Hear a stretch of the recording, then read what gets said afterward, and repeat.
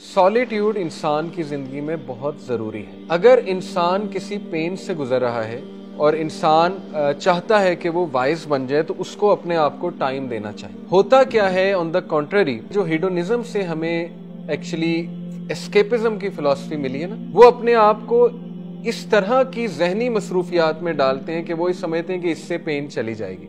ऐसे नहीं होता। वो शराब पीना शुरू कर देंगे, बार में जाना शुरू कर देंगे, प्लेजर में लग जाएंगे, ठीक है ना।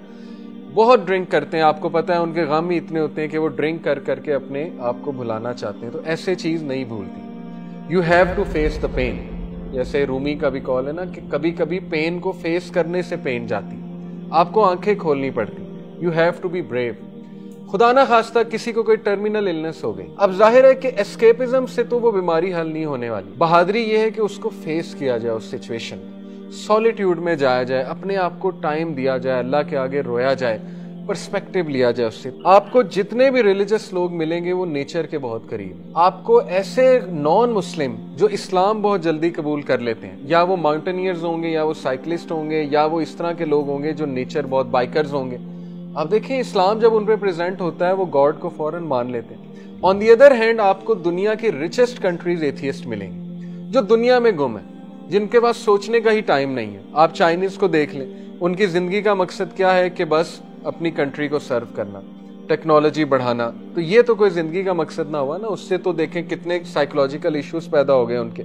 इसलिए याद रखें कि नेचर के इंसान जितना करीब होता है वो अल्लाह के करीब होता है। तो आप एज ए टीनेजर अपनी एक्टिविटीज ऐसी रखें जिसमें आप नेचर के अंदर बहुत ज्यादा जाएं, और सॉलिट्यूड जो है उसको लाइक किया करें। कुरान मजीद में तफक्कुर और तदब्बुर का बहुत ज्यादा जिक्र किया गया। तफक्कुर इन शॉर्ट ये है कि किसी चीज का प्रूफ सामने रखना और उस प्रूफ पे गौर व फिक्र करते हुए अपने फ्यूचर डिसीजंस लेना, ये तफक्कुर होता है। और तदब्बुर होता है कि किसी चीज के कॉन्सिक्वेंस सामने रखना, उसका एंड सामने रखना, और उसके कॉन्सिक्वेंस को देखते हुए कोई डिसीजन लेना। ये बड़ी टेक्निकल चीजें हैं दोनों।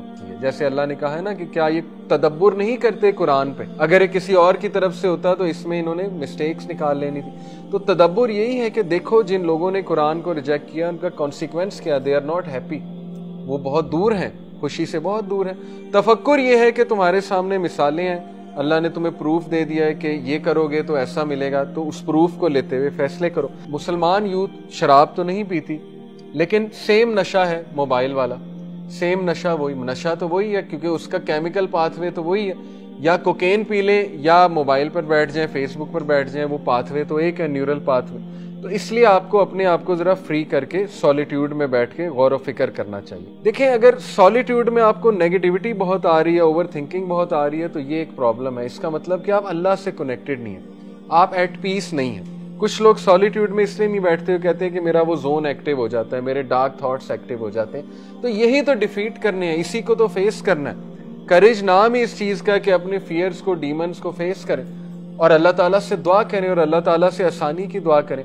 और यकीन करें, सबसे बेहतरीन सॉलिट्यूड वो रात का टाइम है, जो last part of the night है, जिसको 3/4 ऑफ द पार्ट कहते हैं नाइट का, तहज्जुद का जो टाइम है। इतना सुकून है उस टाइम में, इतनी सकीनत तारी हो रही होती है उसमें। आप कभी अल्लाह से मुलाकात करके तो देखें, सब कुछ डिस्टेंस करके दुआएं करके देखें अल्लाह ताला से, आप देखें आपको ऐसी स्ट्रेंथ मिलेगी कि आप सोच भी नहीं सकते।